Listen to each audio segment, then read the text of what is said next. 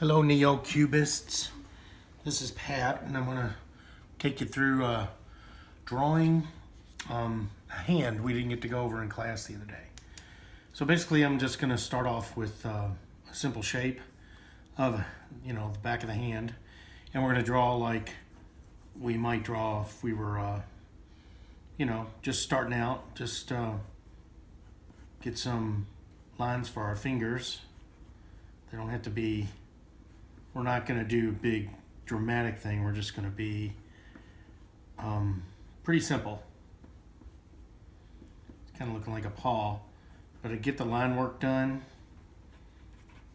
and figure out where my thumb's going to be here in a minute. But instead of going through every facet of the hand, I'm making them kind of look like a paw or a fist. And then we'll show you what to do next.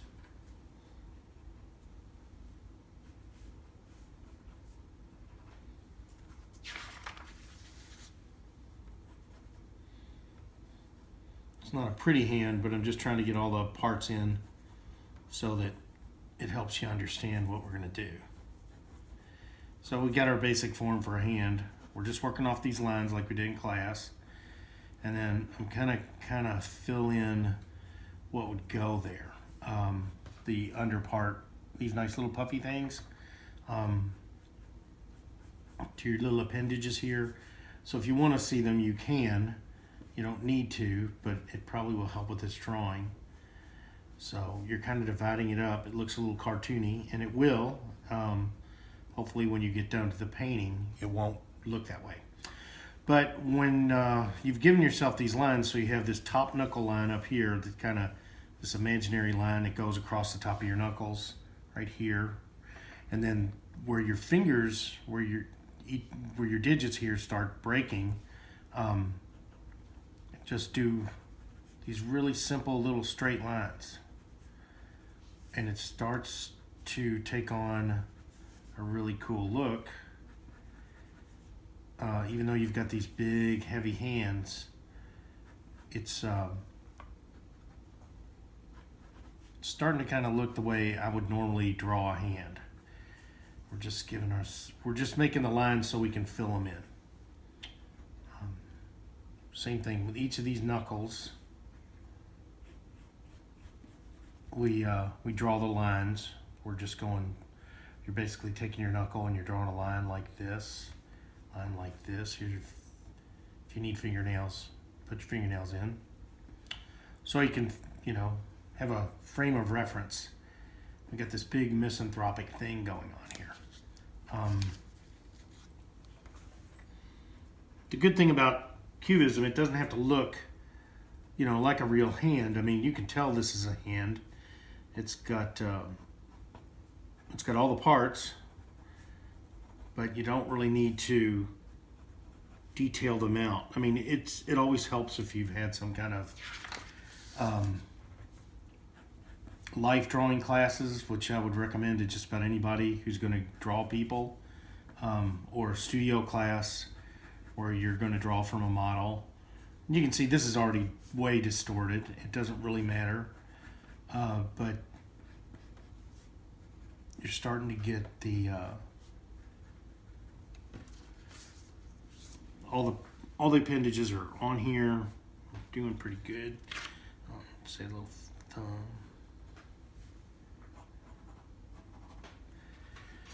So you're getting your building blocks for your hands. When I come to the knuckles, they're kind of in the center of a hand, really. As you can see, there they are, right in the middle, where these bones go. Awesome. Who thought of that? So that's kind of my marking space, and I rarely use any kind of it's not really a straight line as much as it is more fluid, because the hands are so rounded.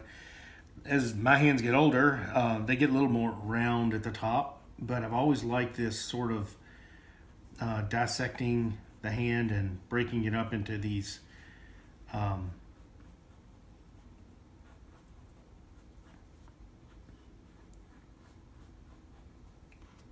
we're like drawing a weird looking skeleton on the top of the hand here.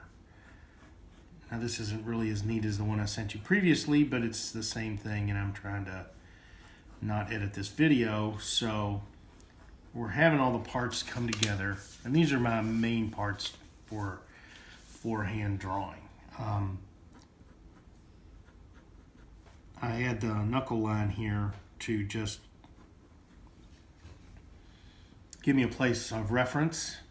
I might go through this, and then when it comes to painting, if we really are at a point right here where we could paint, we could transfer this to our canvas, whether it's with a projector or just simply, you know, tracing paper or rubbing the back with your pencil and tracing it however you wanted to get it on your canvas. But since we're going to we're drawing this, I'm going to go in and draw it out. So you've got your basic hand shape all drawn out.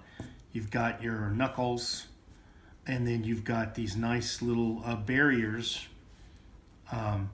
to build on. You've got everything you need here to make this sort of cubistic now. Always get kind of gougey here on this part, but we'll get to it. It's not necessary to go into that right now.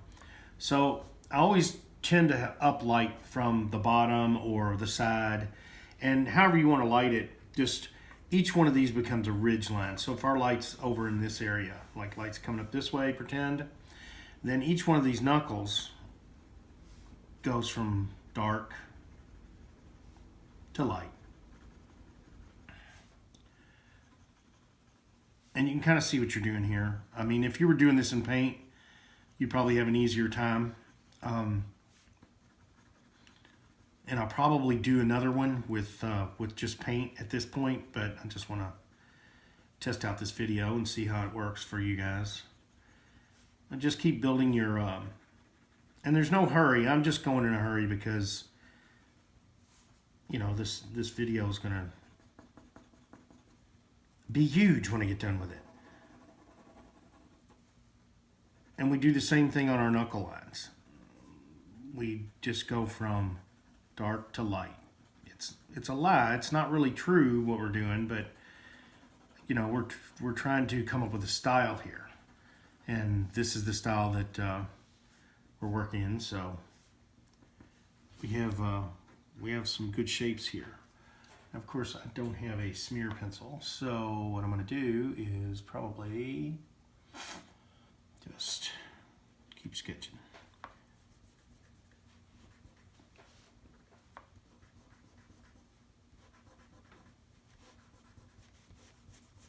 There's my smear pencil. I know that's not what it's called, but that's okay.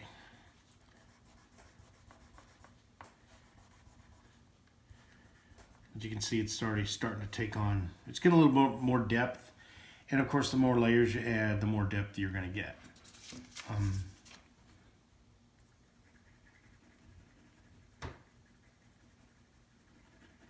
Of course, you can always use like 2 or 3 different shades of pencils. This is probably an HB in here, but you might want to start off with a 2H and then build up to, you know, a 3B or whatever, and start really getting these shadings in. And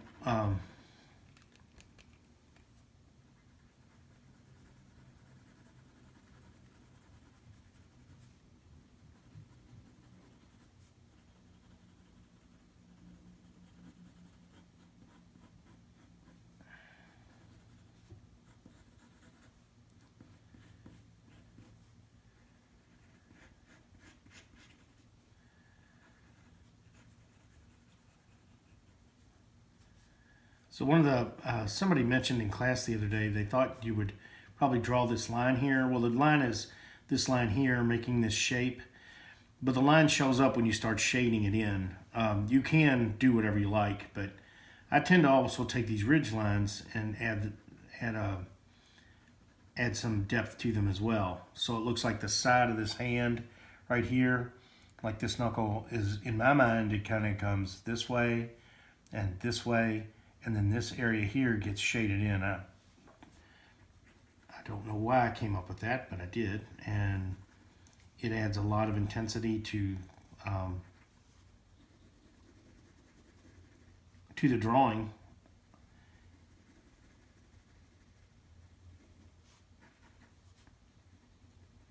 because these look kind of, right now they look kind of painful, these hands. Maybe because it's cold outside. I don't know.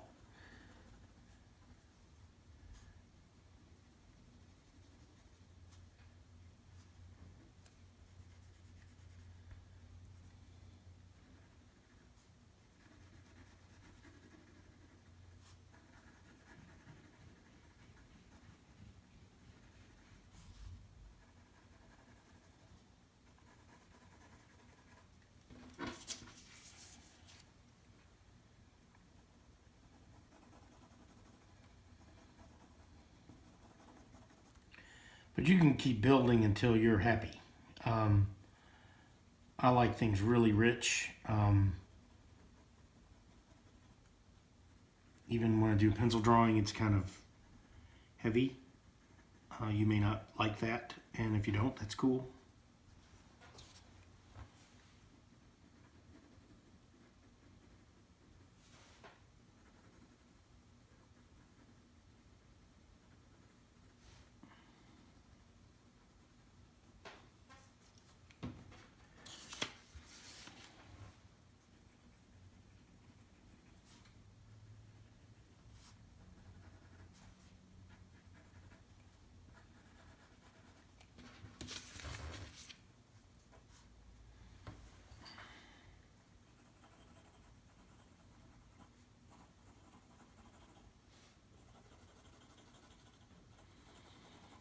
And you just keep building up your graphite until you like the light and the darks that you've got going on. Sometimes a lot of times right here in this little ridge line, this between your fingers area, just a hint of a curve kind of adds a little, I don't know, softness to this big hand.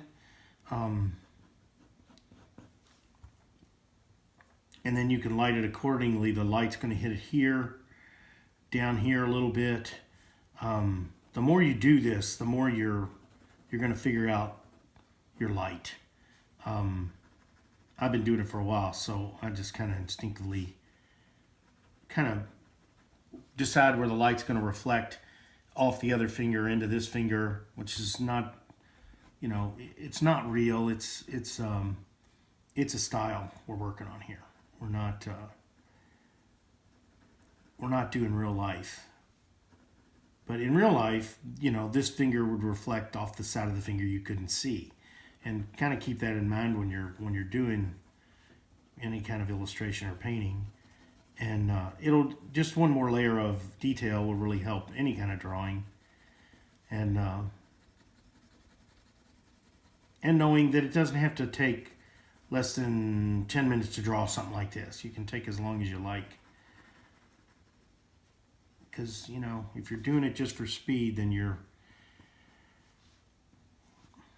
maybe not enjoying it as much as if you were just doing it for the joy of drawing.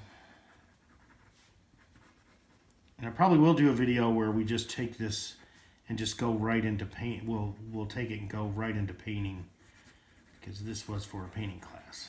But I feel like drawing, so you're all drawing with me. So we got kind of a rudimentary drawing here. If we kept going and kept going and kept going, we'd probably add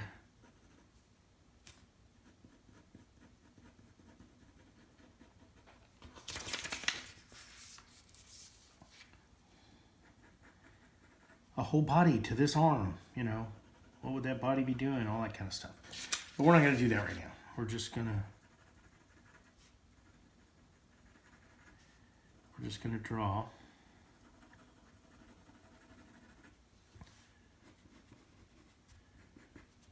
And it's the same thing with paint. You're going light to dark, light to dark, light to dark.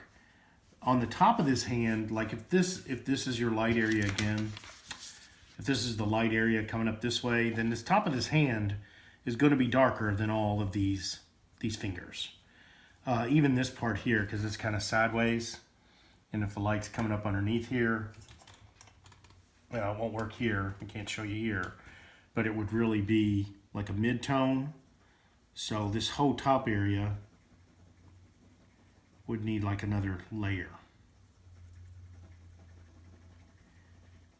And in pencil, you can do this really neat thing where you just smear it all together, and it looks great. And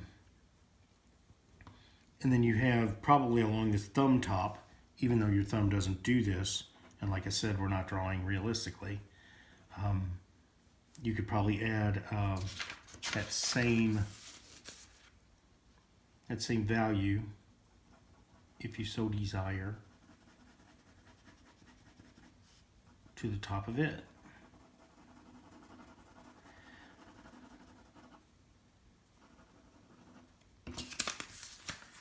And since we're already here at the wrist, we'll just go on and add a little more detail to the wrist, which would be the same. I always love the bones in the hand, and then as it gets further back, this whole area behind the hand, since we're covering the light's coming up this way,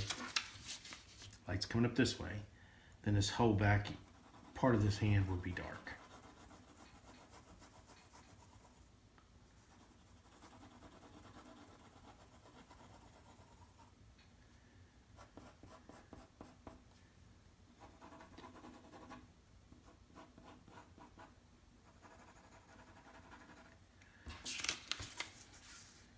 And there you have a rudimentary hand in the style that I like to paint in best. And then you can keep detailing it out. It's not going to hurt it. When you come to the painting of this beast, you might take some more liberties and try something new. But right now we'll just stick with this. And that kind of gives you the values of the way I like most of my things are usually underlit. You get some reflections off of each side of the hand, or appendages, whatever you're doing. And